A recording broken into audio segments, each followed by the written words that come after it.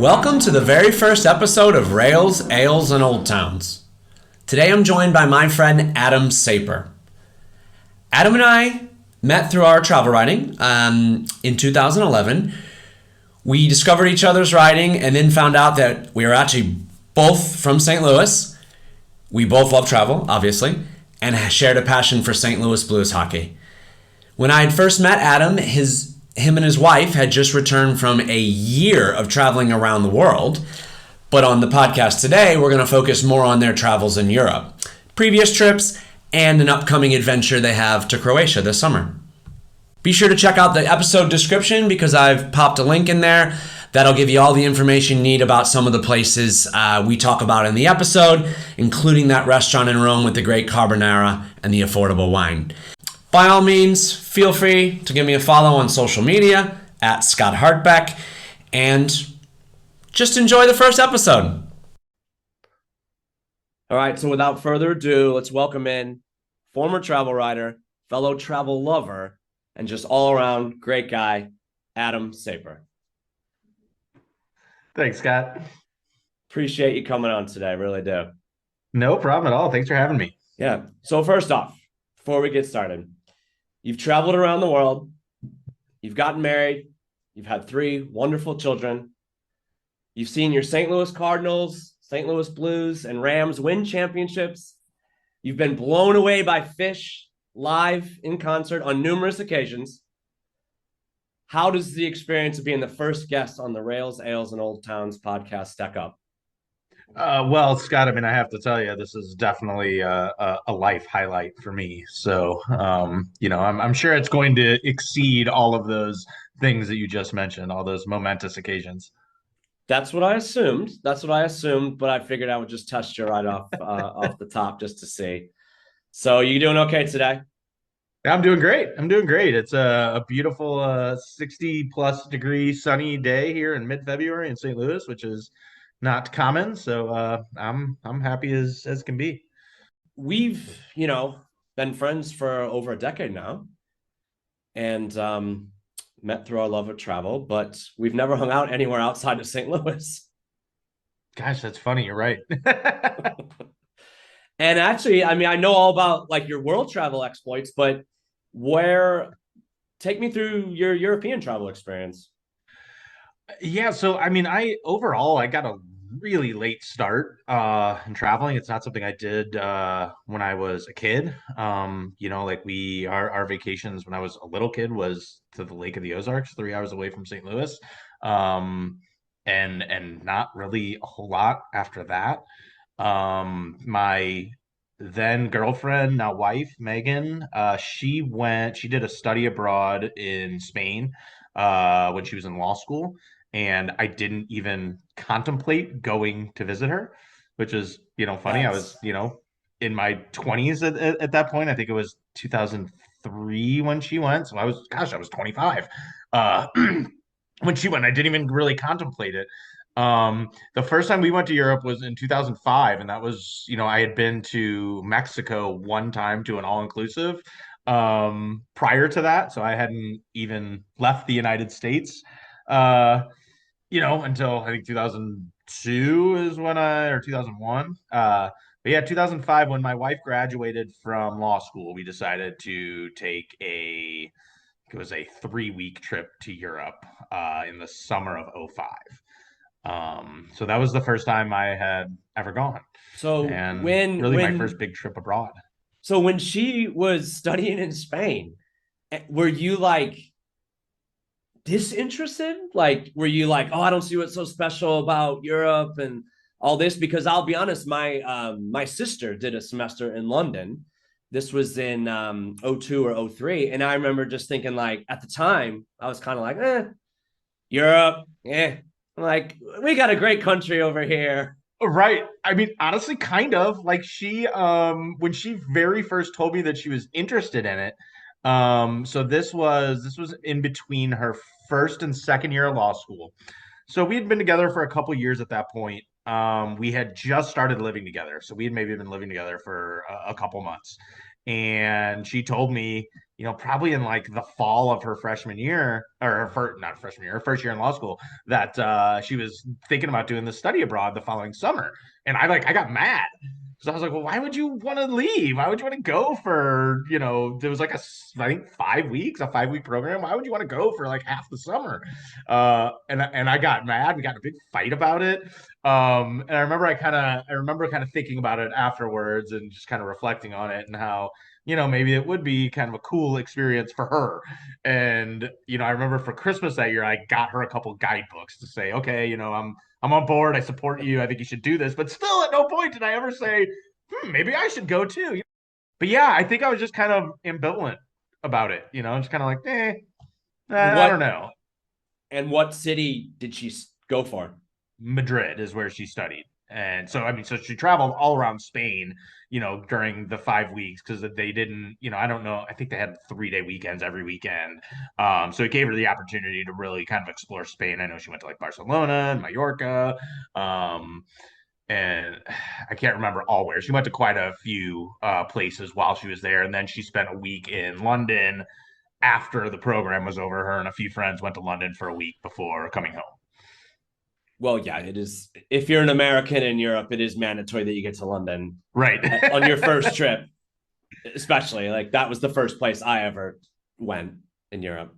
Right. Yeah. Yeah. So, I think that kind of at least piqued my interest, when she got home and, I saw all her pictures and heard all her stories. And, I got interested after that. And then, as she progressed in law school, I don't even know who or how we came up with the idea to go on a trip. Um, Basically it was, after you graduate from law school, you take the bar usually at some point that following summer. She had a job lined up. She didn't start her job until fall. And I think the bar was like in late July, if I remember correctly. So she pretty much kind of had all of August off, which she Okay. didn't have. She didn't start her job yet. She was done with school. She was done with the bar. So we kind of had a month. And at that point, funny enough, I remember us being like, well, this is the last time we're ever going to be able to do this until we're retired. So let's take advantage of it. And so we planned a 3 week trip to Europe, for that Okay. So August, basically. so where did you go? So we went to Ireland, Amsterdam, Prague, Interlaken, and Chicotera, and London. In that order. So yes, in that order. Yes, yeah, we flew, and so and we actually we got engaged on that trip as well. Yeah. Uh, I did know so that that. yeah, so that was that obviously great memories. I mean, the whole trip was very memorable, but it was extra special because we got engaged a couple days into the trip. So Yeah, and like that's part of what I'm hoping to do at this podcast is like, yes, it's an awesome big world. There's so many places to go. But for so many people, it is that first step. And there is just that magic in that first step that like I want to go everywhere. right, Somebody who's listening is like, why are you just gonna talk about Europe all the time?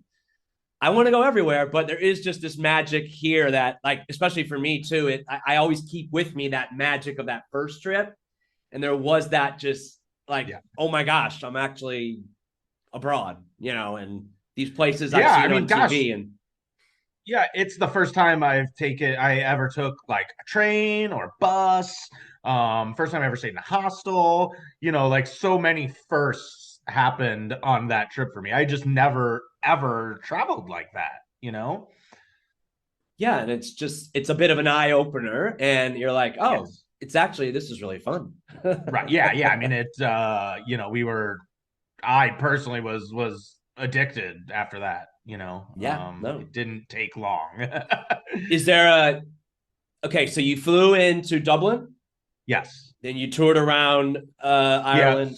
Yeah. We flew into Dublin, and then like the second day we were in Ireland, we rented a car. We didn't really, it's funny enough, we didn't, even though we were there in like the height of summer, we didn't have a plan in Ireland. Like we had our car rental set up.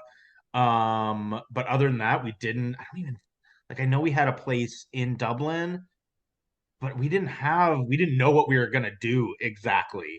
So it was the beginning of the trip was kind of a disaster for me, just those first couple days, because I was just a nervous wreck walking around with this ring in my pocket and like knowing that I wanted to propose, but not knowing where or when I was going to do it.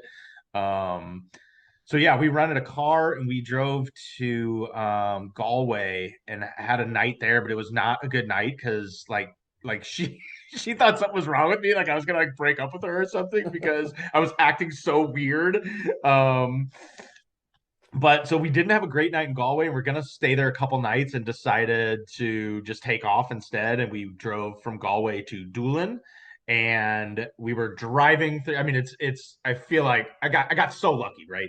We're driving across the Irish countryside, between Galway and Doolin, and we're just driving along these little windy 2-lane roads, with these rolling green hills, and all of a sudden a kind of castle comes out of nowhere because it's Ireland, right? And Sure. we're like, oh, should we check this castle out? Oh, yeah, sure. So we stop and we go out and we go in this castle and you can pay like €5 to go up to the top of the castle.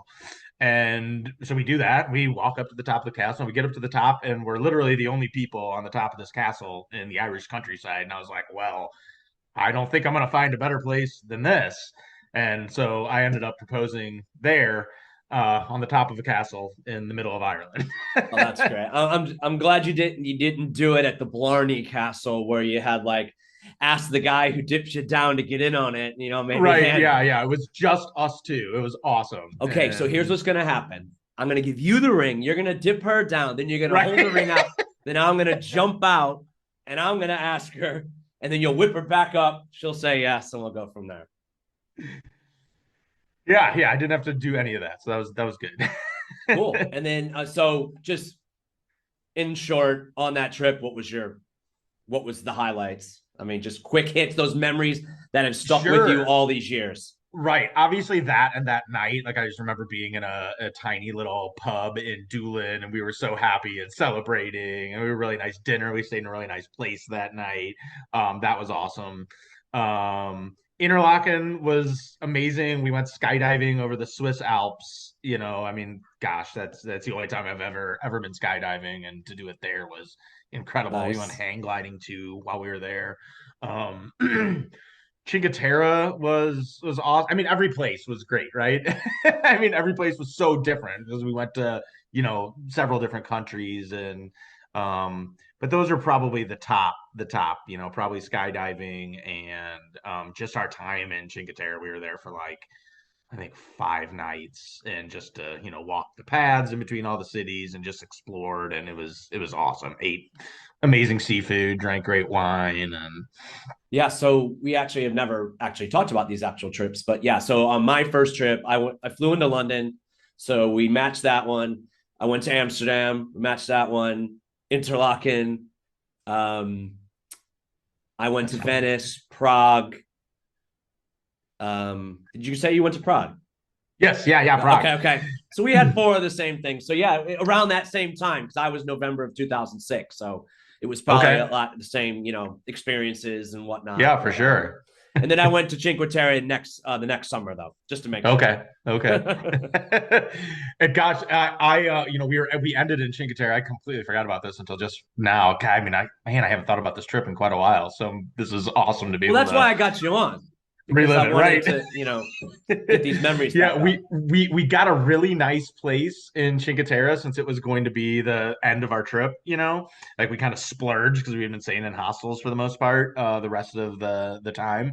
And I somehow got my wires crossed and I had booked it for our first night for the night before we were set to arrive there. Uh, And this is before like smartphones and even, we didn't have like we didn't travel with any technology, right? Like I think we went to like internet cafes if we wanted to like check our email and stuff.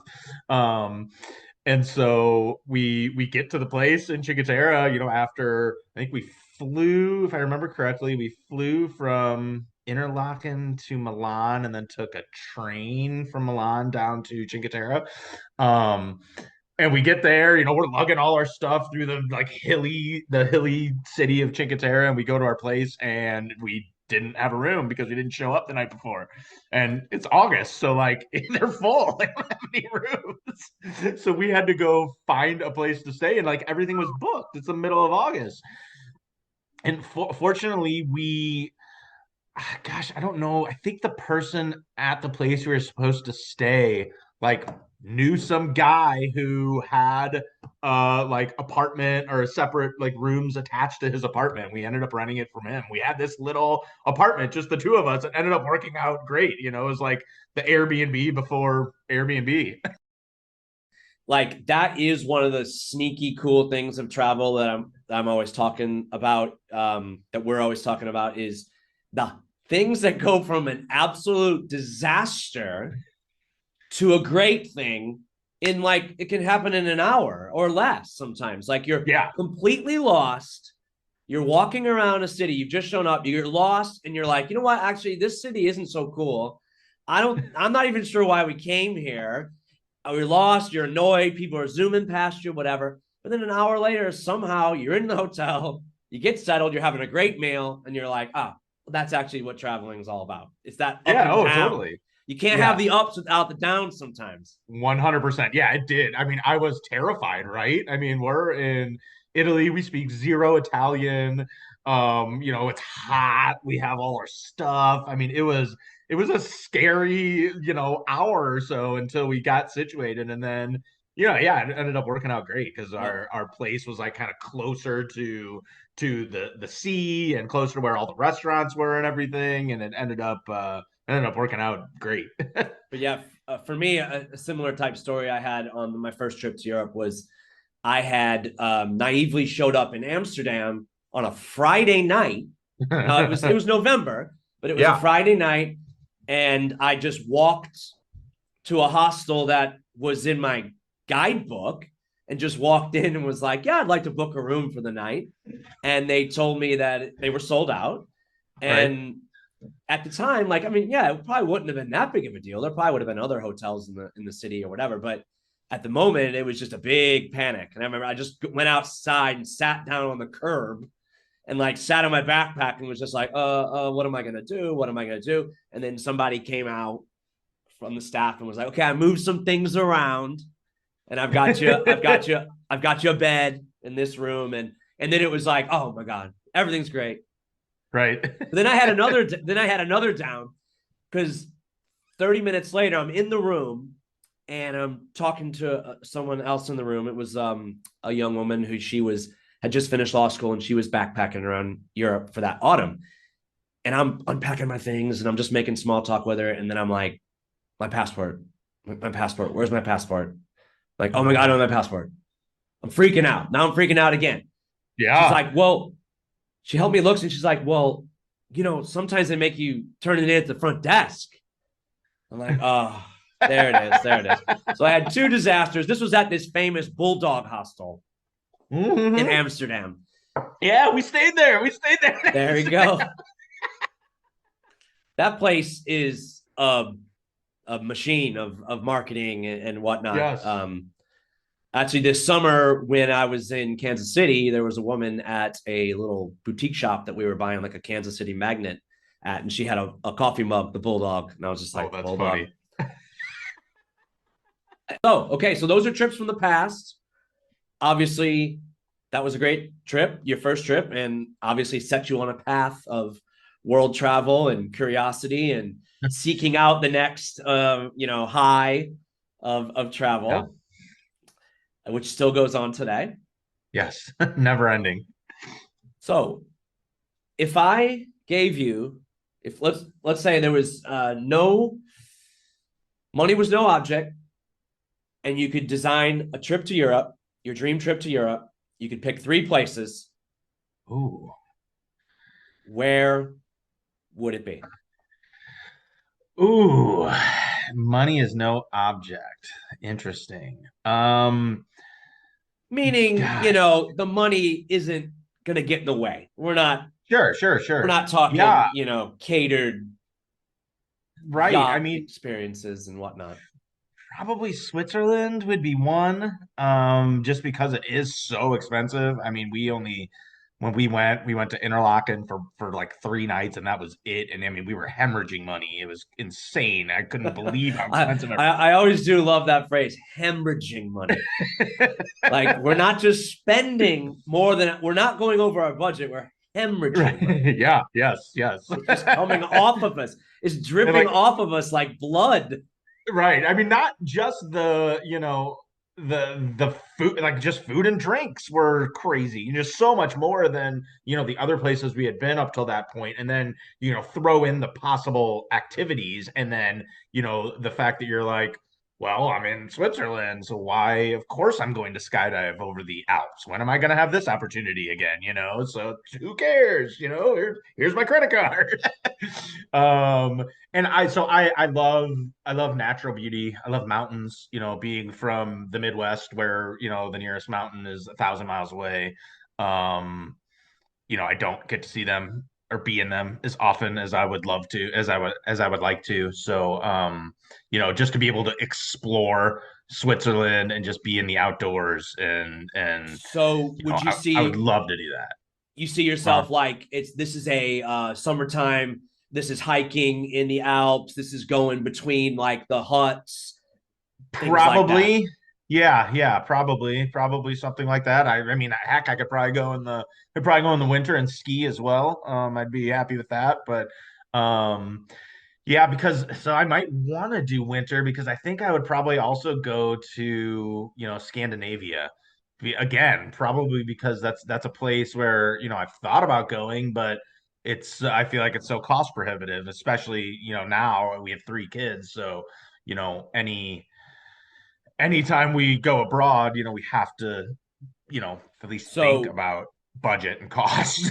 you so know, Scandinavia is your number two choice. yeah. I mean, I would love to see the Northern Lights. I think that's probably more of a winter thing, so maybe it would be a fall or Okay. winter Now for the trip. thing of this purpose of this exercise, you've kind of it's kind of just magical dream trip. So if you in Sure. theory you wanted to be in Switzerland in the winter and Scandinavia in the summer, that could all happen on this same dream trip. But you're going Okay. All winter right. both locations. So I'm assuming in Switzerland you're going to do some fondue, you're going to stay in some chalet style Yeah. type hotel with a hot tub. Yes. Yes. Oh my gosh. Yes. That's actually one of my big things. I've never done it. I want to be in a hot tub in a cold location, like when it's snowing. Yes. Oh, that's the best. I've done that, but not in like a, mountainous location. I've just done it here in like January or February. Yeah. So a million stars above, just Yes, yes, that would be amazing. Yeah, okay. and So like, I've seen those like all glass, like igloo type things in Scandinavia for the Northern Lights. I would love to go do that. Anytime I come across that, if I'm like scrolling like Instagram or Twitter or something like that, and come across that, stop I'm it, like, it, oh it gosh, I stops you want to do right in that your someday. tracks every time. Yes, every single time. I'm like, I hope I get to do that at some point in my life, right? But you when you're saying Scandinavia, you're thinking more of that like kind of rural, uh, great outdoors. You're not talking about Yes. like Stockholm. That's not getting you fired up necessarily. Not really. I mean, Or don't get me wrong. I love a big Copenhagen or city. I love big bustling cities. But if I had to choose, I would prefer to be outdoors in nature. I could throw a big city in here or there, but okay, yeah, because it's your you know, trip. Like you could do a couple sure, nights in you could do a couple nights in Stockholm or Copenhagen, sure, Oslo or Helsinki before you head up. right, yes, yeah. I would love to like go in the fjords and see the Northern Lights, and that would probably be my priority, I think. Okay, and then what about your third stop on this dream trip? Oh boy. So I'd probably want to go somewhere beachy, because I mean that's the thing. I always have trouble if people say, "Oh, if you had to choose the beach or the mountains, what would you choose?" Like, I don't know. I love them both, I mean, same with big cities. I really love it. I do love it all. I mean, I have preferences from time to time, but I would I, I'm going there this summer, so it seems silly to say Croatia, but I am like super, super stoked about going to Croatia. I don't know if that would be my third spot. Maybe it would, because we're going island hopping, but we're taking ferries, and we're taking all the kids. Um, sort of staying in like, Airbnbs and such. But I've seen people talk about like chartering yachts to Okay. go cruising around the Croatian islands. That sounds amazing. Out of our budget for sure. So the third one is just basically a tweak, a small upgrade to the existing trip that's going to happen anyway. Yeah, and it doesn't even necessarily have to be Croatia. It'd probably be like kind of Croatia, Italy, maybe a Mediterranean, like chartering a boat or hiring a boat with a captain to take us around to various islands and beaches. And actually, I guess while we're on it, because I was going to ask you about it, tell me about this trip. Actually, Yeah, so this is it's gonna be our first big trip with all three of our kids. I started keeping an eye on flights at the end of last summer when I knew, flights were coming out for summer of 23. And we found a great deal from Chicago to Dubrovnik. And when you have three kids and you're flying to Europe and it's times five, that was kind of sure. No, priority. But I feel absolutely. fortunate. So we booked the flights. We're like, you know what, this probably isn't gonna last long. Let's just book it and we'll figure it out. So that's kind of how Croatia got chosen. Okay, so chosen you're because it was going you're going into Dubrovnik. yeah, we're going in and out of Dubrovnik. We're basically island hopping for the majority of the trip. We got a couple nights in Dubrovnik, and then we're going to Korčula, and then Hvar, and then we'll go to Split and rent a car, and then we're gonna drive to Plitvice Lakes Ah, this and spend a few Plitvice days Lakes. there, and then back to Split to drop our car off, and then go into another island called Solta, which is a kind of a smaller, less populated and popular island, and then a couple more nights in Dubrovnik before Oh, flying out. And oh, then that sounds and then we amazing. actually we fortunately a couple weeks ago we got notice that one of our flights had changed, one of our return flights, and we were going to miss our connection in Paris because we were flying through Paris.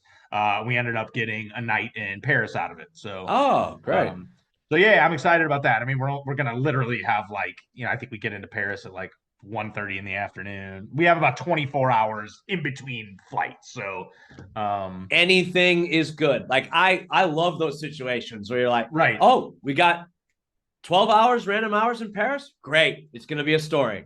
Yeah, totally. And it's funny, my oldest son, who is 10, when we first started talking about going to Europe, gosh, a year ago now, he said he really wanted to see the Eiffel Tower. Like, I don't know how or why that was in his head, but he's like, I want to go to Paris and I want to see the Eiffel Tower. And then when we kind of started planning it, we're like, well, we're not really planning on like hopping all around Europe. It just didn't really seem feasible with the three kids, because we have a 4-year-old too. Um, so I felt really bad that I felt like I was discounting his like biggest wish. But now it's awesome. We got to add it back in unexpectedly, and he'll get, that'll be our priority is to go see the And Eiffel Tower. and what? Oh, that's great. And what time? What month is this? July and August. So I Okay. know it's gonna be crazy. It's gonna be real crowded everywhere, but what can you do? That's kind of what the cards It's were dealt with three school age children. yeah. It's not your first rodeo. You'll be able to handle yourself. Right. Yeah. Yeah. You I mean, know my it's preference crowded. is You're not always to showing up. travel in shoulder seasons, but what are you gonna do? Okay, so what was that last place you mentioned? Because I've never heard that one before. Solta. It's an island. It is. So let's see. There's Hvar, and then I think just kind of northeast of Hvar is oh gosh, what's the name of the island? Because we almost Brock. Yep. And then it's kind of right. It's just north of Brock. Okay, great. I'm pulling. Again, I'm pulling it up. I'm pulling it up. It's yes, legit. It's legit. yes. Stamorska is the little town that we're staying in. Okay, so you're going to be in this southern Dalmatia area the whole time, Yes, except for the yeah, Plitvice Lakes. Because yes. when you said that Plitvice Lakes, I was just last week. I was looking at some post I wrote on a years ago on 5 gorgeous places in Europe I've never made it to, and of the 5, 4 still. This was about a decade ago. I read this. 4 I still haven't been to, and this Plitvice Lakes if I had a dollar for every time I was almost going to go there, and I still have never been to this place. Well, come meet us. Make it next summer. Hey, anything's possible. Anything's possible. Anything's possible. Yeah, we had to rent a decent sized van because we still have a couple kids in car seats, so we couldn't just get like a sedan. So we probably have enough room for you and Julia. If you want to meet us and Split, hop in the van with us. It's definitely possible. It's definitely possible. Yeah, I've been to Croatia a couple times. Did Split and Hvar on one trip as a solo backpacker, and then Julia and I did. We were in Dubrovnik, surrounds for like a week once, Nice. and it's great. My top advice would be to just walk into some little corner bakery and get a burek. A burek, okay. Yeah, they're like flaky phyllo-esque pastries. Someone's probably going to hear this and say it's not phyllo, but it's like that type. It's like that type. Sure. And they're usually stuffed with like crumbled meat or spinach and cheese. I discovered them just randomly one morning, just walked into a bakery and was just looked at something. It was like, and they get kind of like greasy. You can like grease goes through the pastry. And I was like, that's what I want for breakfast. That and all the like basic average lagers of Croatia. There's two name brands. I forget now, but they all make a radler. Oh yeah, yum. Like it might not be, summer shandy sure type. It doesn't quite have that body of like because the summer shandy is more like almost gets on like a wheat beer type vibe. Yeah. But these are just lagers, but they make radlers, and nothing better than just grab a couple of those, grab some picnics, watch the sunset over the sea. Yes. Yeah, sounds amazing. I can't wait. We're super excited. Obviously, besides those bureks and the beer, there are like cultural things to be done in. Yeah, I don't know how much cultural stuff we'll do with the kids anyway. So. Okay. Luckily, in Split, you really can't miss the like Diocletian's Palace and all that, right? And in Dubrovnik, the city walls, and I'm sure there's loads of other things worth seeing. But there's also a bar on the outside of the walls in Dubrovnik called Buza Bar. I think I've seen that. Is that the one that's kind of like on the cliff, basically, and then people go for the sunset? And they let you just, as long as you buy drinks, they let you sit there as long as you want and watch the sunset. Right. Nice. So now I'm assuming that you're going to want to hear where my dream destinations in Europe are. Of course I do, yes. We're on the same wavelength on a couple. So if I had my dream trip to Europe right now, and this, it'll probably change in a couple months, but right now, this is my dream trip. I've never been to Greece. Somehow never stepped foot on Greek soil. So I would want to do, since money's no object, I would want to do one of these island hopping things, just like you mentioned for Croatia. Bounce around, the islands. The only one I'd want to go to that I've even heard of is Santorini, just to see it, just to see that volcanic caldera. And all that, watch a sunset there, but then probably get back on the boat and, head off after sunset. But Sifnos, I've heard a lot of great things about this island.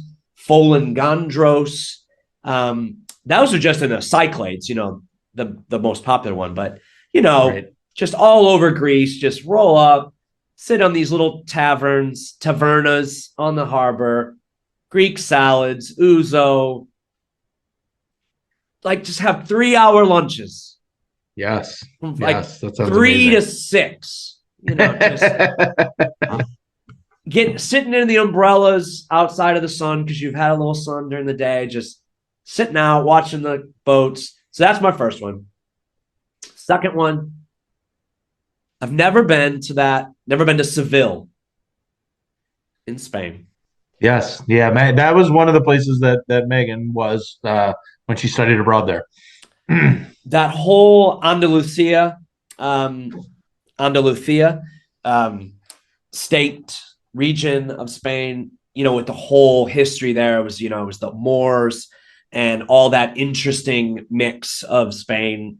Definitely want to go there. Oh, it's like courtyards and patios that, feel, it's going to transport you to Morocco and North Africa, um, you know, compared to other places. But yeah, they say tapas was invented in Andalusia.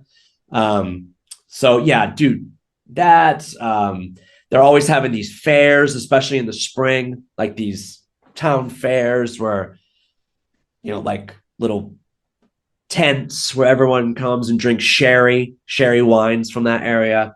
Yeah. There's little white towns up in the hills that you can, they're like white, painted white. Coastal towns too. They got a stretch of coast, so that whole section of Spain would be my second place. And third actually is going to be an area in Croatia. It's this peninsula called Istria. Uh-huh. I remember reading about that. Because unless I'm wrong, I don't think I've ever been to a quote hill town ever. I read about them constantly. They're always on TV. It's usually in Italy. Right. But this Istria, this peninsula, it's got a shoreline, but inside the interior, hill towns where they make wine. And apparently it's pretty good wine too. So get that like Tuscan hill town experience, but get it in Croatia, in Istria. Nice. That would Those all be sound great. my dream trip. Yes. I'm all about trying to get to some of these wine regions that like aren't famous. Like Hungary's got great wine regions. Croatia, Slovenia. When we were in Romania, we had some good wine. Like there's good wines being made everywhere. Right. Yeah. I keep reading about wines in Croatia and how they have a lot of really good wine in Croatia. So I'm excited about that. I'm also, I don't. It's been a while since I've been to Europe, so I don't know how much this has changed. But the thing one of the things that I've always enjoyed about Europe is when I go out to lunch, I can have a glass of wine for like the same as it costs to get a soda. Oh, It just, you're €2 and €3 for a oh, glass of wine, geez. as opposed to here it's, $10, Oh, $15 for a glass. yeah. I might be an off a euro or two or 50 euro cents, but when we went, we were in Rome in December. And part of the backdrop of my 3 dream destinations there, my dream Europe trip, was that when we got to Rome, like for years now, we've been spending most of our time Netherlands. We lived in the Netherlands. We've been doing a lot of these Christmassy trips in Germany, Yeah. Austria. We've done Copenhagen. We hadn't done that Southern Europe in a long time. And when we this was one of these nightmare scenarios that turned into a great thing. We'd arrived in Rome. We had taken a packed like sardines bus from the station to the neighborhood we were staying in, Trastevere.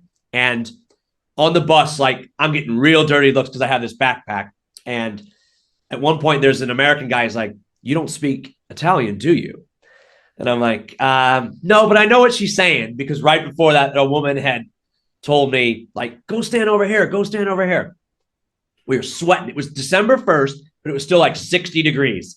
We were packed in there. It was sweating. The sun was beating down. I was like, "Get off this bus. We got to get off this bus." So we get out the bus, find our way to the hotel. Got lost a couple times. It's a charming, cool little family-run hotel in this neighborhood.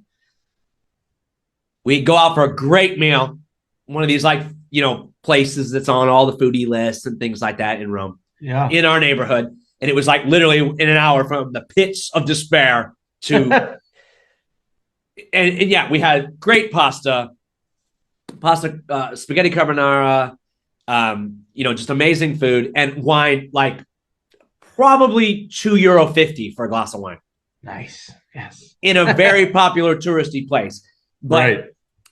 what I circle back to the trip because it just took like a few hours of being in that, just seeing just the different architecture in Rome and just being like, we've not been getting to Southern Europe here enough. And so that's why I'm angling to get back to Spain and Greece and and Croatia and stuff like that. Nice.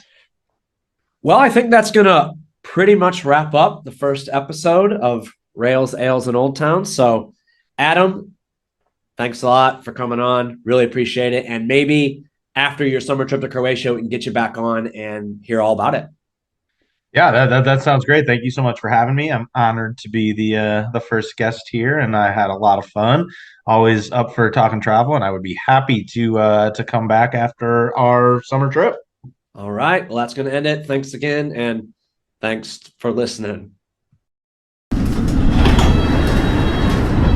Mind the gap between the train and the platform.